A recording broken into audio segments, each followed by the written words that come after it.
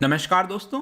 आपको याद होगा ठीक 3 महीने पहले हमने बात की थी Q3 जीडीपी की। 2020-21 का ये जो चौथा क्वार्टर है, अब इसका डेटा सामने आ गया है और जिस प्रकार से यहाँ पर गिरावट देखने को मिली थी, सबसे पहला जो क्वार्टर था 2020-21 का, आपको याद होगा 23.9%, इससे भी इनफैक्ट ज़्यादा हो गया था, 24% से ज़्यादा की गिरावट आई थी। उसके बाद 7.5% की गिरावट, ऑल्दो इसको रिवाइज करके -7.3% कर दिया गया। और पिछला वाला जो क्वार्टर था, Q3 वाला, उसमें यहां पर जो है पॉजिटिव ग्रोथ देखने को मिली थी। रिसेशन से हम बाहर आए थे तो यहां पर 0.4% की बढ़ोतरी हुई थी। और अब जाकर यहां पर जो आखिरी क्वार्टर है 2020-21 का, इसका जीडीपी का आंकड़ा आ गया है और यह है आपका 1.6%, मतलब कि फर्दर हमें 0.4% से आगे बढ़ोतरी देखने को मिल रही है। लेकिन क्योंकि यहां पर चारों क्वार्टर का डेटा आ गया है, तो जो पूरा साल होता है, फुल ईयर ऑफ जीडीपी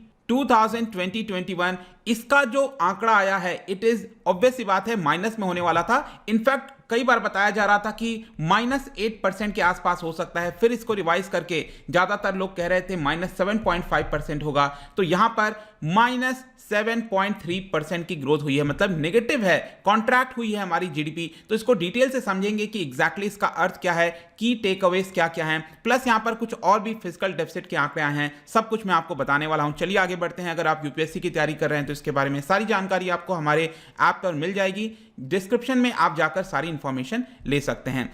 सबसे पहले हमें यहां पर यह समझना है कि ये जो डेटा है वो किसके द्वारा रिलीज किया जाता है। याद रखिएगा, नेशनल स्टैटिस्टिकल ऑफिस, ये आता है आपका ministry of statistics and programme implementation के अंदर। और यहां पर आप देख सकते हो आज ही इन्हीं के द्वारा एक रिपोर्ट जारी किया गया, जिसके अंदर जो पूरे साल भर का डेटा है, एनुअल नेशनल इनकम 2020-21, और जो आखिरी क्वार्टर है Q4। अब Q4 कौन सा होगा? जनवरी, फरवरी, मार्च। ये इस साल का जनवरी, फरवरी, मार्च, क्योंकि हमारा जो फाइनेंशियल ईयर है 1 अप्रैल से 31 मार्च तक चलता है। तो आखिरी क्वार्टर ये हो गया। ध्यान रखना है, 2 महीने के डिले के बाद हमें ये डेटा मिलता है। तो मार्च तक का ये आंकड़ा है और 2 महीने के बाद मई के एंड में हमें ये डेटा मिल रहा है। अब यहां पर थोड़ा अच्छे से समझने की कोशिश करते हैं। जैसे मैंने बताया, पहला जो क्वार्टर था इसमें 24.4% की गिरावट, उसके बाद 7.3% की गिरावट, उसके बाद हम Q3 में पॉजिटिव में आ गए थे, 0.4% की गिरावट।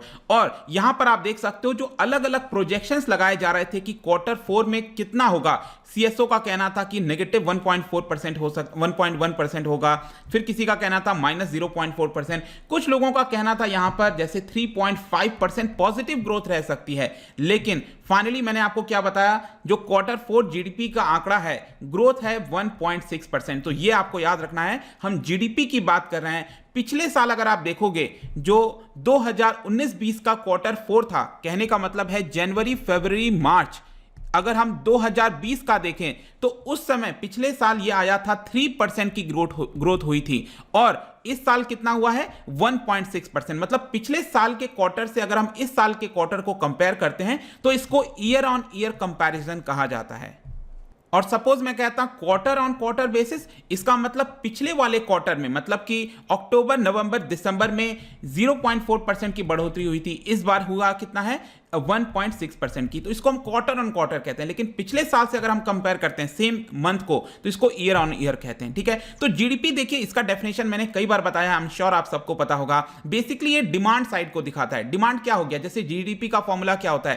Consumption plus investment plus government expenditure. ये जितनी भी चीजें हम इसको जोड़ देते हैं तो ये डिमांड ही है ना, मतलब कंज्यूम कर रहे हो आप, जाकर मार्केट में कोई चीज खरीद रहे हो, तो इसको डिमांड साइड वाला कहते हैं। और ये पूरे आंकड़े को कहा जाता है ग्रॉस डोमेस्टिक प्रोडक्ट। ठीक है, अब डिमांड होगा तो उसी हिसाब से प्रोडक्शन होगा, तो जो भी प्रोडक्शन होता है उसकी वैल्यू कितनी होती है वो हम यहां पर देखते हैं। तो परसेंटेज का मतलब यह है कि पिछले बार वैल्यू कितनी थी, उससे क्या ये बढ़ी कि घटी। तो मतलब इसका मतलब क्या हुआ? अगर हम कह रहे हैं कि यहां पर जीडीपी का आंकड़ा हमारा -7.3% आया है, इसका अर्थ क्या हुआ? इसका अर्थ यह हुआ कि 2019-20 में सपोज हमने प्रोडक्शन किया था 100 रुपीज का, 100 रुपीज के गुड्स का प्रोडक्शन किया था, सपोज मान के चलो।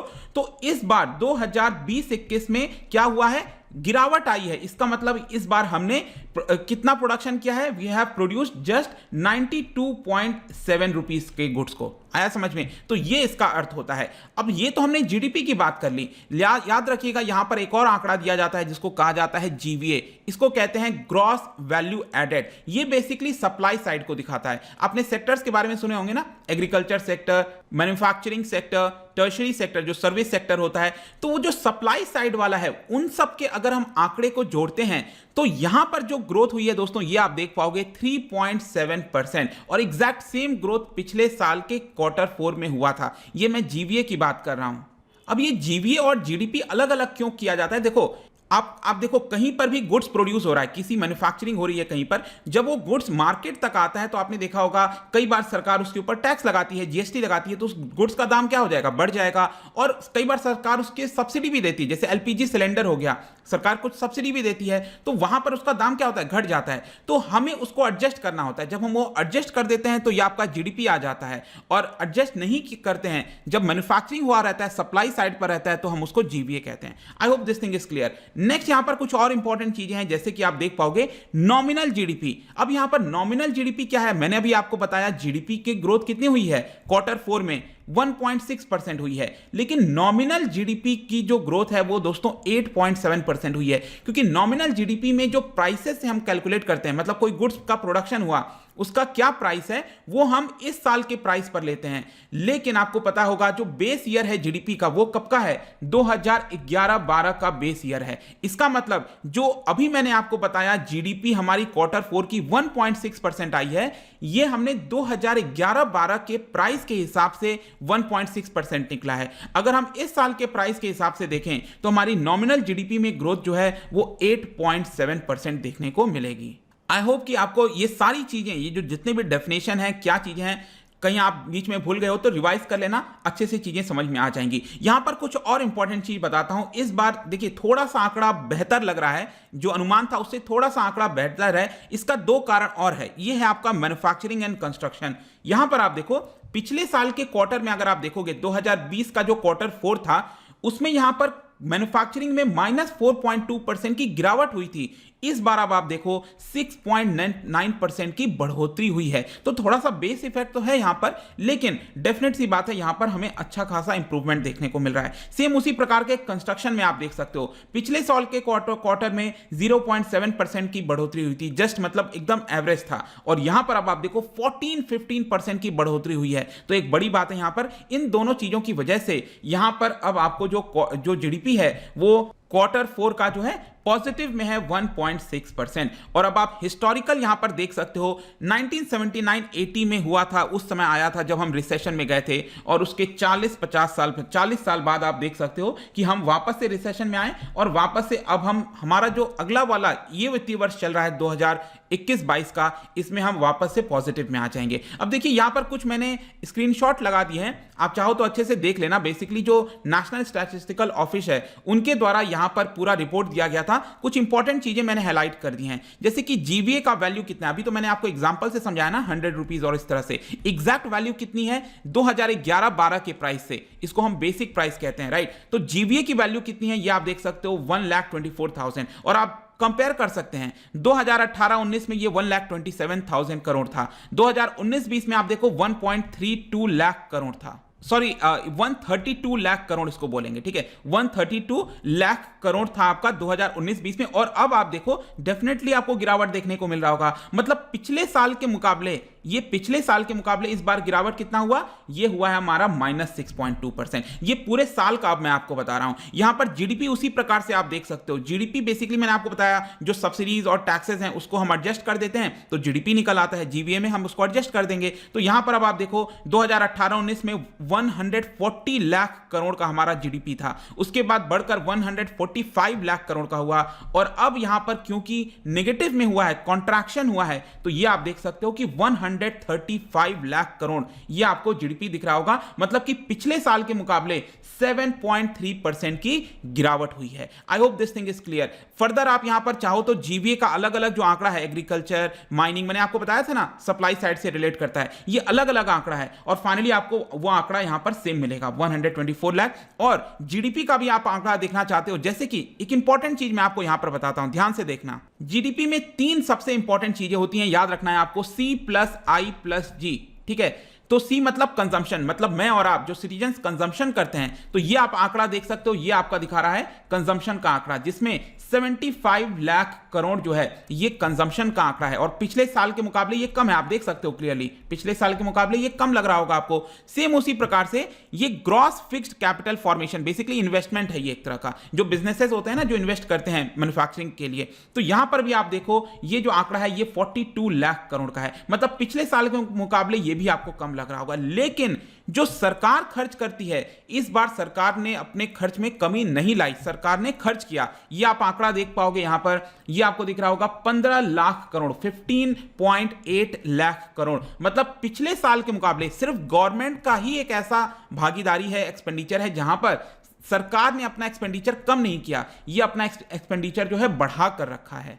और बाकी के जो कंजम्पशन और आप इन्वेस्टमेंट देखोगे तो यहां पर आपको आंकड़ा कम दिख रहा होगा। I hope this thing is clear कि ये जो सरकार है या कोई भी सरकार होती है, इस तरह की सिचुएशन में उसको अपना एक्सपेंडिचर करना होता है ताकि जीडीपी में थोड़ा बैलेंस कर सके। अगर वो भी अपना एक्सपेंडिचर कम कर देगी तो ये जो आपको नेगेटिव दिख रहा है 7.3%, ये फर्दर -10% भी हो जाता, ठीक है। तो ये चीज आपको क्लियर होनी चाहिए। तो इंपॉर्टेंट टेक अवेज क्या है, देखो इंपॉर्टेंट चीजें हम कह सकते हैं कि सेकेंड क्वार्टर ये दूसरी बार ऐसा हुआ है कि हमारा पॉजिटिव ग्रोथ में हम आए हैं, जो कि एक अच्छी चीज है। इसके अलावा यहां पर सरकार का कहना है कि जो इकोनॉमी ओपन हुआ है, कैलिब्रेटेड वे में स्टडी ओपनिंग हुई है, इसकी वजह से हमें थोड़ी इंप्रूवमेंट देखने को मिल रही है। साथ ही साथ जो सेकेंड वेव अब स्टार्ट हुआ है दोस्तों, ये और ज्यादा सीवियर है, लेकिन पिछले वेव के मुकाबले कुछ डिफरेंस इसमें यह है कि पिछले वाले में तो उतना सीवियर नहीं था, लेकिन हमने नेशन वाइड लॉकडाउन कर दिया था। इस बार यहां पर वो उस तरह का लॉकडाउन नहीं है, जो कि एक पॉजिटिव आप कह सकते हो। अभी जो सेकेंड वेव चल रहा है, इसका जो इंपैक्ट है वो आपको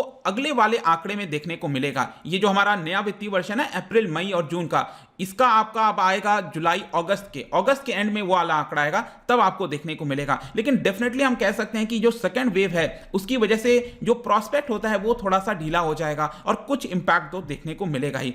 अब जैसा कि मैंने आपको बताया था अभी कि सरकार ज्यादा खर्च करती है, तो सरकार खर्च ज्यादा करेगी। सरकार का जो जीएसटी का रेवेन्यू है वो कम हुआ था पिछले साल, आपने देखा होगा, तो यहां पर फिस्कल डेफिसिट बढ़ जाता है। फिस्कल डेफिसिट क्या है, सिंपल है, सरकार अगर ज्यादा खर्च करती है और रेवेन्यू कम होता है, उन दोनों का जो डिफरेंस होता है उसी को हम फिस्कल डेफिसिट कहते हैं। तो जितना हमारा जीडीपी है, मैंने आपको आंकड़ा भी दिखाया ना, हमारी जीडीपी 135 लाख करोड़ के आसपास है, तो इसका 9.3% ये यहां पर फिस्कल डेफिसिट था 2020-21 में। ये भी आज ही आंकड़ा जारी किया गया है। इसको आप वैल्यू टर्म्स में देख सकते हो, 18 लाख करोड़ ये आपका फिस्कल डेफिसिट है वैल्यू टर्म में। और परसेंटेज टर्म में यहां पर हमारा कितना बड़ा है, 9.3%, ह्यूज नंबर होता है। अगर नॉर्मल टाइम्स में ऐसा नंबर आता तो सारी इकोनॉमी, मतलब सब लोग पैसे लेकर भाग जाते। जितने हमारे फाइनेंशियल जो बाहर से निवेश करते हैं ना, वो कहते हैं सरकार कर क्या रही है, इतना कैसे खर्च कर सकती है। लेकिन ये समय थोड़ा अलग है, हमें समझना है, यहां पर करना ही पड़ेगा, अदरवाइज जीडीपी हमारी वापस से नीचे चली जाएगी। और आप याद करो, पिछले साल सरकार ने जब बजट निकाला था, मैं 2020 की बात कर रहा हूं, तब सरकार का आंकड़ा था कि हम सिर्फ 7 से 8 लाख करोड़ रुपए बोरो करेंगे। लेकिन सरकार को बोरो कितना करना पड़ा, 18 लाख करोड़, मतलब 10 लाख करोड़ और ज्यादा बोरो करना पड़ा ताकि यहां पर कुछ मदद की जा सके जीडीपी की। इसके अलावा अब आगे का क्या सिनेरियो है, देखिए आगे काफी हद तक अब आरबीआई के ऊपर डिपेंड करता है कि क्या वो रेपो रेट को बढ़ाएगा कि नहीं। अक्सर आपने देखा होगा, मैं वीडियो बनाता हूं रेपो रेट के ऊपर, जो बाई मंथली पॉलिसी आती है, तो ये डिसाइड किया जाता है इन्फ्लेशन को लेकर। और यहां पर अब आप देखोगे तो डब्ल्यूपीआई इन्फ्लेशन बहुत ज्यादा हाई चला गया था। रिसेंटली वीडियो भी मैंने बताया था, 10.49% चला गया है। लेकिन अच्छी बात है कि सीपीआई अभी थोड़ा कंट्रोल में है, सीपीआई कंट्रोल में रहना चाहिए, ये ज्यादा जरूरी है। तो यहां पर करना क्या होगा कि सीपीआई वापस से ऊपर ना चला जाए। एक सजेशन आया था अभी एनुअल रिपोर्ट के अंदर आरबीआई के द्वारा, और उसमें बोला गया है आरबीआई के द्वारा कि तुरंत सरकार को, राज्य सरकार और सेंट्रल गवर्नमेंट को जो फ्यूल के प्राइसेस हैं उसको, उसमें से टैक्स में गिरावट करनी पड़ेगी। अदरवाइज यहां पर हमें इन्फ्लेशन जो है बढ़ते हुए देखने को मिलेगा, जिसकी वजह से आरबीआई को रेपो रेट बढ़ाना पड़ेगा और ये ग्रोथ के ऊपर इंपैक्ट आ सकता है। लेट्स सी कि किस तरह से चीजें टर्न आउट होंगी, बट आई होप कि इस वीडियो के माध्यम से आपको बहुत कुछ पता चला होगा, जानने को मिला होगा। जाने से पहले मैं आपके लिए एक इंटरेस्टिंग क्वेश्चन लेकर आया हूं।